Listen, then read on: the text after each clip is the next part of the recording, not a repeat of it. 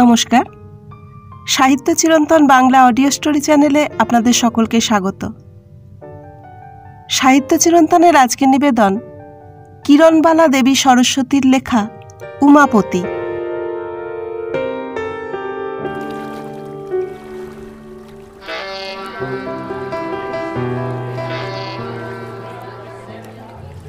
Kaliganj steamer যখন গোয়ালন্দ ঘাটে এসে ভিড়ল তখন ঢাকা মেল প্রায় ছাড়ে ছাড়ে। হঠাৎ স্টিমারখানি চড়ায় ঠেকে যাওয়ায় এই বিলম্ব। ঘড়ির দিকে চেয়ে ট্রেন ধরবার আশায় নিরাশ হয়ে আজকের রাত্রি যে স্টিমারেই কাটাতে হবে এরই জল্পনা কল্পনা যাত্রীদের মধ্যে অনেকেই করছিল। এর মধ্যে যাদের সঙ্গে বালক বালিকা ও মালপত্র বেশি তাঁরা রাত্রিযাপনের জন্য বিছানাপত্র বিছিয়ে শয়নের ব্যবস্থা করছিলেন। তবে বেশিরভাগ লোকই ট্রেন ধরবার আশায় স্টিমার ঘাটে ভিড়বার পূর্বেই মালপত্র সহ নিচের তলায় গিয়ে ভিড় জমিয়ে দাঁড়িয়েছিলেন। স্টিমার ঘাটে ভেড়া মাত্র কুলির ও যাত্রীদের চিৎকার, হুড়োহুড়ি, ঠেলাঠেলি, কে কার আগে গিয়ে ট্রেন ধরবে। একে অল্প মিনিট কয়েক সময় হাতে, তার উপর স্টিমার ঘাট থেকে স্টেশন কতকটা যেতে হয়, পথেও ভীষণ অন্ধকার। অল্প জনকতক যাত্রী যাদের সঙ্গে অচল এবং সচল মাল ছিল না তাঁরাই শুধু দৌড়তে দৌড়তে এসে কোনো রকমে ট্রেন ধরলেন। ট্রেন চলতে আরম্ভ করেছে। এমন সময় একটি ভদ্রলোক হাঁপাতে হাঁপাতে গাড়ির সঙ্গে প্রায় ছুটতে ছুটতে বলে উঠলেন, এই সুবি সুবি, আমি গাড়িতে উঠতে পারলাম না, শিগগির নেমে পড়ো। ভদ্রলোকের মুখের কথা চলন্ত ট্রেনের শব্দে সম্পূর্ণ শ্রুতিগোচর না হলেও ব্যাপারটা বুঝতে সুবির বিলম্ব হলো না। সুবিকে ট্রেনে তুলে দিয়ে ভদ্রলোকটি দেখেন জিনিসপত্র সহ কুলি তার পিছনে আস্তে আস্তে হঠাৎ কোথায় সরে পড়েছে। তিনি কুলি কুলি বলে ডাকবার সঙ্গে সঙ্গে ট্রেন ছেড়ে দিয়েছে। রাত্রিকাল, তাতে যেরকম সময় পড়েছে, নিজের সঙ্গে এক গাড়িতে যাওয়া নিরাপদ মনে করে ভদ্রলোকটি সুবিকে পুরুষের কামরায় তুলে দিয়েছিলেন। সুবির বয়স 14 কি 15, পাতলা ছিপছিপে একহারা চেহারা, উজ্জ্বল শ্যামবর্ণ, মুখখানি বড় সুন্দর। একবার দেখলে পুনর্বার দেখতে আকাঙ্ক্ষা হয়। একখানি কালো চওড়া পাড়ের শাড়ি, মাদ্রাজি ফ্যাশনে পরা, গায়ে একটি পাতলা ব্লাউজ, পায়ে নাগরা জুতো, হাতে সরু সরু দুগাছি তারের বালা এবং কাপড় আটকানো একটি প্লেন ব্রুচ ছাড়া অন্য অলঙ্কারের বাহুল্য ছিল না। মাথায় কাপড় নেই বলে মনে হয় মেয়েটি এখনো অবিবাহিতা। গাড়িতে সুবি একেবারে একা। স্বাভাবিক লজ্জাবশত সে বেঞ্চের কোণ ঠেসে জড়সড়ভাবে বসেছিল। সে গাড়িতে পুরুষ যাত্রীর মধ্যে একটি 24-25 বছরের যুবক ছাড়া অন্য কেউ ছিল না। ব্যাপার বুঝতেও সুবির মিনিট কয়েক বিলম্ব হয়েছিল, কিন্তু নিজের অসহায় অবস্থা বোঝা মাত্র একটা অব্যক্ত অস্ফুট আর্তনাদের সঙ্গে সে সেই গতিশীল ট্রেন থেকে লাফিয়ে পড়বার জন্য গাড়ির দরজার হাতল ঘোরাতেই তার সামনের বেঞ্চে উপবিষ্ট যুবকটি বাধা দিয়ে বলে উঠল, আরে কি করেন, মারা পড়বেন যে।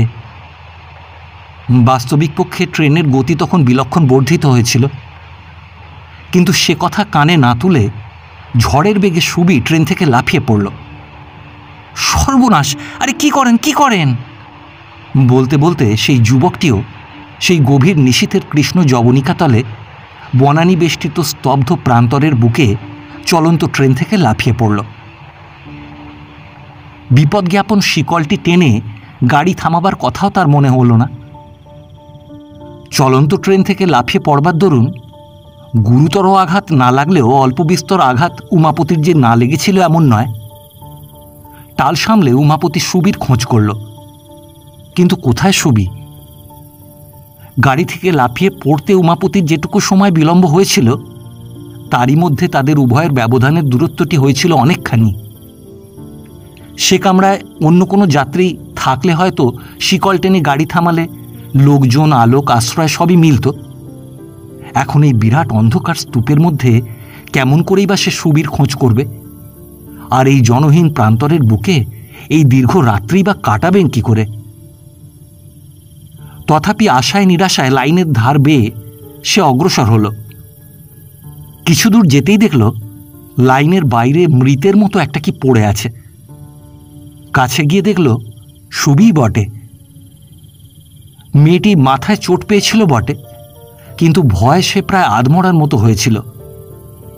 উমাপতিকে তার কাছে আসতে দেখে সুবীর বিবর্ণ মুখখানি আতঙ্কে একেবারে ছাইয়ের মতো সাদা হয়ে গেল এবং একটা অব্যক্ত অস্ফুট শব্দ করবার সঙ্গে সঙ্গেই তড়িৎ পদে উঠে বসল। উমাপতির মুখের উপর জ্বলন্ত দৃষ্টি নিক্ষেপ করে সে তীক্ষ্ণ কণ্ঠে বলে উঠল, আপনি যদি আমার কাছ থেকে সরে না যান। কথাটা শেষ করল না, কিন্তু তীব্র দৃষ্টিতে রেলের লাইনের দিকে তাকিয়ে রইল। তার মনের কথা উমাপতির কাছে স্পষ্টই হয়ে গেল। সে তাড়াতাড়ি বলে উঠল, ছি, কি ছেলে মানুষই করেন! কি বিপদে পড়েছেন ভেবে দেখুন দেখি একবার। দেরি করবেন না, আসুন আমার সঙ্গে। মেয়েটি একবার তীক্ষ্ণ দৃষ্টিতে উমাপতির মুখের দিকে চেয়ে বোধ করি তার অন্তরের সমস্ত কথা জেনে নিল। তারপর কোনো কথা না বলে ধীরে ধীরে তার অনুসরণ করল। সুবিকে সঙ্গে করে উমাপতি যখন গোয়ালন্দে এসে পৌঁছল তখন বেশ বেলা হয়েছে। বহু অনুসন্ধানেও সুবীর ভগ্নিপতির সন্ধান করতে না পেরে সুবিকে নিয়ে এখন কি করা যায় ভেবে উমাপতি চিন্তিত হয়ে পড়ল। মাসখানেক পূর্বে সুবি তার দিদির বাড়ি গিয়েছিল। ভগ্নিপতি তাকে তার পিত্রালয় নয়নপুরে পৌঁছতে যাচ্ছিলেন। বোনের বাড়ি ফিরে যেতে হলে এখনই উজান স্টিমারে উঠতে হয়। উমাপতি সুবিকে জিজ্ঞাসা করলে সে বোনের বাড়ি যেতে অনিচ্ছা প্রকাশ করে তার পিত্রালয় নয়নপুরে পৌঁছে দেবার জন্য উমাপতির অনুগ্রহ ভিক্ষা করল। সুবীর ম্লান মুখের দিকে চেয়ে উমাপতি বলল, গাড়ির তো এখন অনেক দেরি, একটা ভালো হোটেলে গিয়ে চলুন, ততক্ষণ স্নানাহার সেরে একটু বিশ্রাম করে নেওয়া যাক। যাত্রীদের বসবার বা দাঁড়াবার স্থান গোয়ালন্দে নেই। জ্যৈষ্ঠের খর রৌদ্র ঝলসিত অনাবৃত রেলওয়ে লাইনের পাশে শত চক্ষুর দর্শনীয় হয়ে বসে থাকতে দুজনেরই দারুণ অস্বস্তি অনুভব হচ্ছিল। তাই সুবিও এই প্রস্তাব সমর্থন না করে থাকতে পারল না।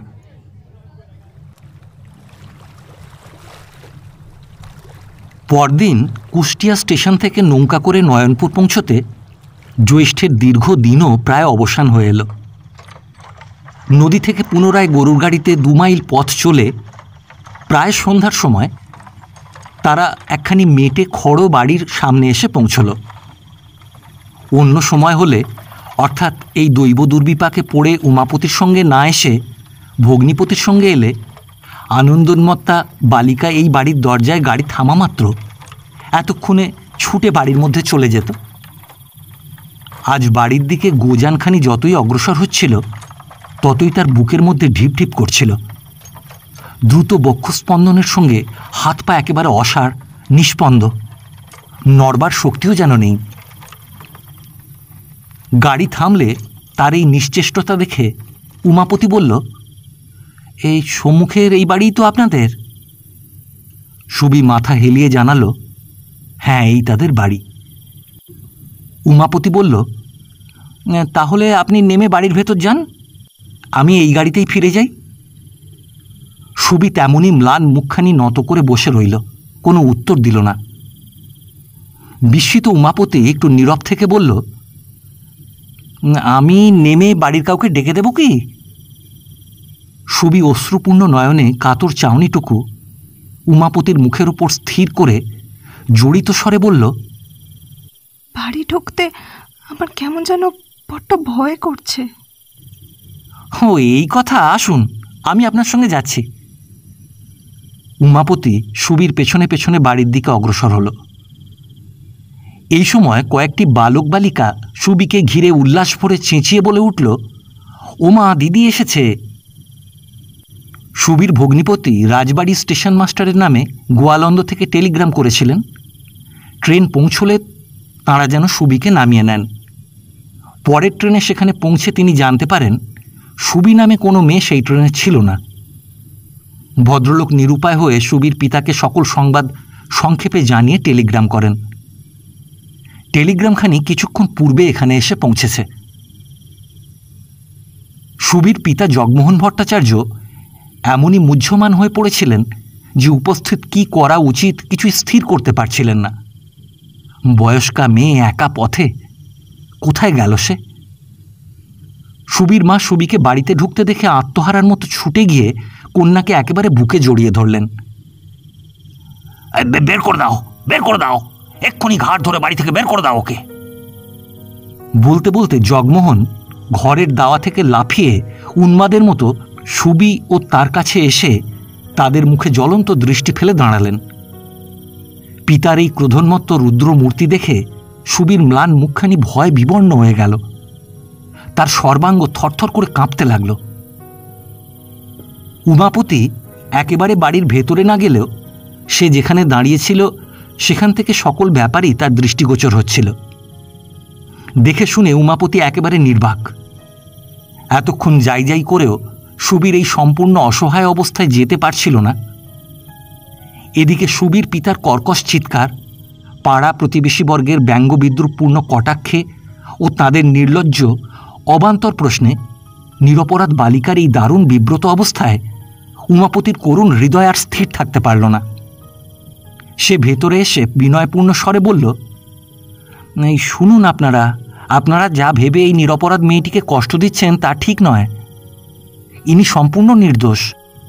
আমায় ভদ্র সন্তান বলেই জানবেন। আপনার মেয়ে বিপদে পড়েছিলেন, তাই তাকে পৌঁছে দিতে এসেছি।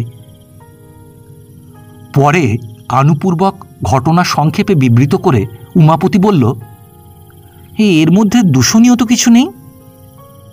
মুখ খিচিয়ে জগমোহন বলে উঠলেন, বাপু হে, সে যেন আমি বুঝলাম, অন্যে বুঝবে কেন? একে বয়স্কা মেয়ে, তাই দুদিন বাদে তার বিয়ে দিতে হবে। এ কথা তখন তো আর গোপন থাকবে না। কে এই মেয়েকে গ্রহণ করবে? এই তুমি যে এত মুরব্বিয়ানা চালে এত বক্তিমে করছ, তোমাকেই যদি ধরে পড়ি, তুমি কি ওকে নিতে চাইবে? দারুণ উত্তেজনায় বৃদ্ধ থরথর করে কাঁপতে লাগলেন এবং পুনরায় গর্জে স্ত্রীর দিকে ফিরে বলে উঠলেন, হয় মেয়ের গলায় কলসি মেরে পুকুরে ডুবিয়ে মারো, আর নয় ওকে সঙ্গে করে যে এনেছে তার সঙ্গী করে দাও। উমাপতির মুখে হাসি ফুটে উঠল। সে ধীর কণ্ঠে বলল, তাতে আমি মোটেই অসম্মত নই। যদি বিনা অপরাধে এত বড় সাজা ওকে দিতেই হয়, আমায় জানাবেন, শেষ পর্যন্ত ওর বোঝা আমার ভারী হবে না। বলে সে সেখান থেকে চলে গেল। তারপর বছরখানেক কেটে গেছে। আজও সেদিনের স্মৃতি উমাপতির মনে দোল দিয়ে যায়। সুবীর ব্যথাতুর পাণ্ডুর মুখখানির কথা ভুলতে সে খুবই চেষ্টা করে, কিন্তু পারে না। তাই পুজোর ছুটিতে বাড়ি এসে যখন সে শুনল তার বিবাহ ঠিক হয়েছে, তাকে জিজ্ঞাসামাত্র না করে মা বিবাহ সম্বন্ধ একেবারে স্থির করে ফেলেছেন, তখন মায়ের উপর অভিমানের সঙ্গে সঙ্গে তার মনে বিলক্ষণ ক্রোধের সঞ্চার হলো। সে তখনকার মতো তাকে কিছু বলল না বটে, কিন্তু বেশিক্ষণ চুপ করেও থাকতে পারল না। সে স্পষ্টই জানিয়ে দিল এই বিবাহ করতে সে পারবে না, অন্যত্র সে কথা দিয়েছে। সুলোচনা যেন আকাশ থেকে পড়লেন। একটু থেমে তিনি বলতে লাগলেন, দোসরা অঘ্রাণে বিয়ে ঠিক করে দাদা চিঠি লিখেছেন। মেয়েও তিনি নিজে দেখে পছন্দ করে তবে তাদের পাকা কথা দিয়েছেন। গরিবের মেয়ে, একটি নগদ দেবার শক্তি নেই। তারা যা দু একখানা গয়না ইচ্ছে করে দেবেন তাই। দাদার আগ্রহ তেমন ছিল না, মেয়েটি দেখেই কিন্তু তার কেমন মমতা পড়ে গেছে। না করেও মেয়ে তো কম দেখা হলো না, এমন সুশ্রী কমনীয় মুখ সচরাচর চোখে পড়ে না। চটি জুতার অগ্রভাগে উঠোনের মাটি খুঁড়তে খুঁড়তে উমাপতি বলল, তুমি মামাকে লিখে দাও মা, এ বিয়ে আমি করতে পারবো না। এখনো সময় আছে, তারা অন্যত্র মেয়ের সম্বন্ধ অনায়াসেই ঠিক করে নিতে পারবেন। সুলোচনা জ্বলে উঠলেন, তীক্ষ্ণ কণ্ঠে বললেন, লিখতে হয় তুমি লিখে দাও, আমি পারবো না। তিনি দ্রুত পদবিক্ষেপে প্রাঙ্গণ ত্যাগ করে ঘরের মধ্যে চলে গেলেন। উমাপতি মাথা হেঁট করে অপরাধীর মতো দাঁড়িয়ে রইল। তার মনে জাগছিল সেই দুর্দিনের চিত্র, সুবীর করুণ কোমল মুখখানি, তার আত্মনির্ভরশীল কাতর চাউনিটুকু। কিন্তু যদিও বেলা 2টোর পূর্বে ডাউন স্টিমার আসে না, মাল বোঝাই ইত্যাদিতে 3টের পূর্বে ছাড়ে না, এবং স্টিমার ঘাট থেকে তাদের বাড়িও বেশি দূর নয়, তবুও সুলোচনা বিবাহের মাঙ্গলিক দ্রব্য সকল গুছিয়ে বেলা 12টার পূর্বে তাড়াতাড়ি বাড়ি থেকে বেরিয়ে পড়লেন, ভয় পাছে স্টিমার ছেড়ে যায়। সেদিন থেকে মাতা ও পুত্র, এই দুটি অতি নিকটতম আত্মীয়ের মধ্যে যেন কেমন একটা অসন্তোষের ভাব মাথাচাড়া দিয়ে উঠেছিল। মায়ের একান্ত ইচ্ছার বিরুদ্ধে আর কোনো প্রতিবাদ না করে উমাপতি এ বিবাহে সম্মতি দিয়েছে। এরপর সে এ বিবাহ সম্বন্ধে মুখে আপত্তিসূচক আর কোনো কথা বলেনি সত্য, কিন্তু তার অন্তরের বেদনা মুখে এমনই ক্লিষ্টতা ফুটিয়ে তুলেছিল যে সুলোচনার মাতৃহৃদয়কেও ক্ষণে ক্ষণে পীড়িত করে তুলছিল। তার কেবলই মনে হচ্ছিল পুত্রের অমতে বিবাহ দিয়ে তার দাম্পত্য জীবনের সুখ সৌভাগ্যের ওপর একটা অশান্তির বোঝা চাপাতে যাচ্ছেন। নৌকার মধ্যে সকলেই নীরব, কেবল নদীর তরঙ্গভঙ্গের সঙ্গে কলকল ছলছল শব্দ। এই নীরবতা ভঙ্গ করে পুত্রের গম্ভীর মুখের দিকে চেয়ে সুলোচনা বললেন, নেমে মালটালগুলো ওজন কর না, স্টিমার এসে পড়লে তখন তো আবার তাড়াহুড়ো পড়ে যাবে। উমাপতি বলল, স্টিমারে ধোঁয়া দেখা না গেলে কোনোদিনই মাল ওজন করে না। একটু নীরব থেকে সুলোচনা বললেন, নেবে জিজ্ঞেস করে আয় না, স্টিমার আসবার আর কত দেরি। উমাপতি মায়ের কথার কোনো উত্তর না দিয়ে তীরে নেমে পড়ল। তারপর হেমন্তের খররৌদ্র বিভাসিত উন্মুক্ত আকাশতলে দাঁড়িয়ে পদ্মার বিচিবিক্ষুব্ধ তরঙ্গরাজির মেলা, কখনো বা নদীর চরে সবুজ ধানক্ষেতের মধ্যে কৃষকপল্লীর মৃন্ময় কুটির, কখনো বা সর্বগ্রাসী প্রলয় নৃত্যকারী পদ্মার ভাঙনের দিকে চেয়ে চেয়ে দেখতে লাগল। তারপর হঠাৎ একসময় ফিরে এসে নৌকোর মধ্যে শুয়ে একখানি মাসিকপত্রের পাতা উল্টাতে লাগল। স্মৃতির দংশন শীর্ষক গল্পটি তার মনকে আকর্ষণ করল। গল্পটি পড়তে পড়তে তার কেবলই মনে হচ্ছিল তার মনের ভাব নিয়েই যেন গল্পটি লিখিত হয়েছে। মহাবিষ্টের মতো ভাবতে ভাবতে উমাপতির তন্দ্রাচ্ছন্ন হয়ে পড়ল। স্বপ্নে দেখল পিতৃপরিত্যক্তা ব্যথিতা সুবি ম্লান মুখে করুণ নয়নে চেয়ে যেন তার কাছে দয়া ভিক্ষা করছে। আহা, মাথাটি এমন করে হেলে পড়েছে, বিছানায় উঠে শুলে হয় না। মায়ের স্নেহকোমল হস্তের স্পর্শের সঙ্গে তার মৃদু ভর্ৎসনায় উমাপতির তন্দ্রাটুকু ভেঙে গেল। সে কোনো কিছু বলবার পূর্বেই নৌকোর মাঝি বলে উঠল, বাবু, জাহাজের ধোঁয়া দেখা যাচ্ছে।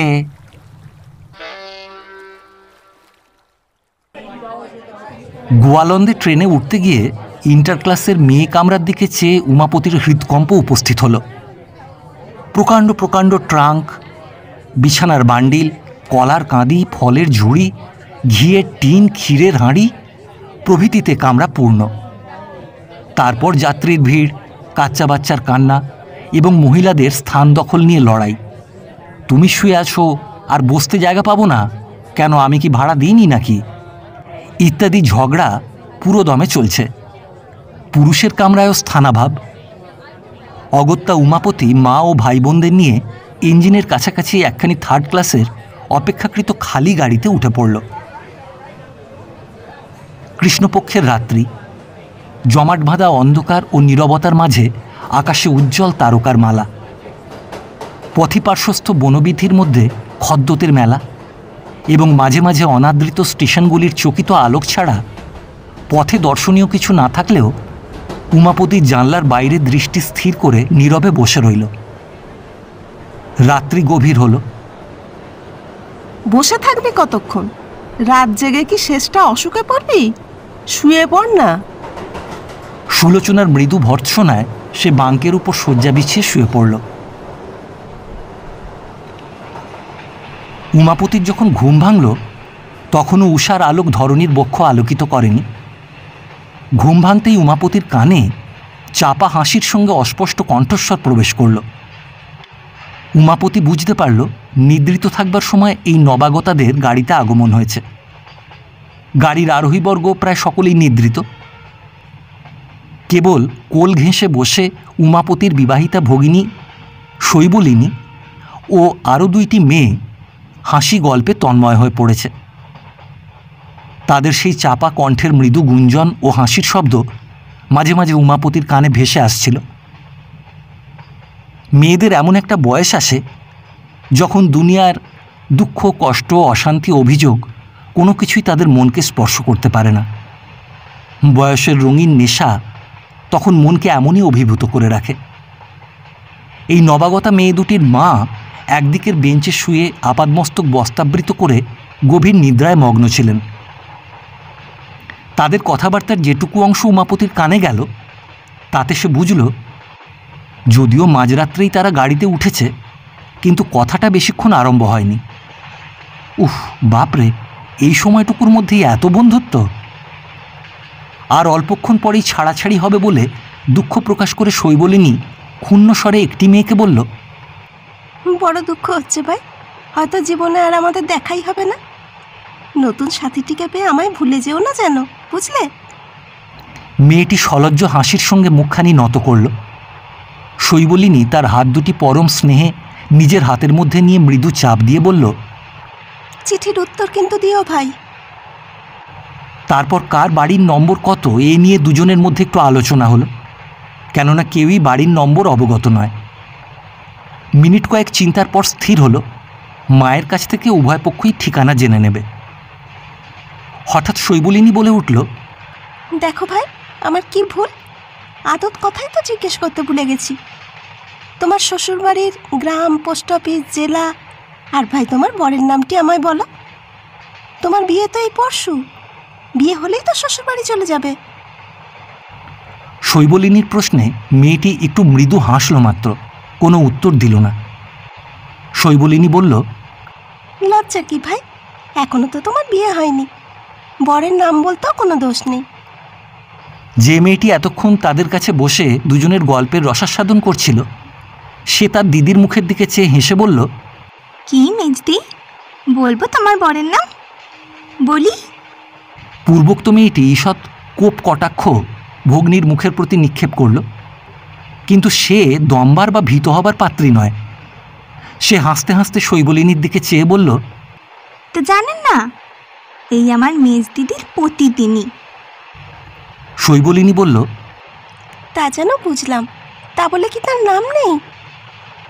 পরম বিজ্ঞের মতো মেয়েটি বলল, একটু বুদ্ধি খরচ করলেই সব বোঝা যায়।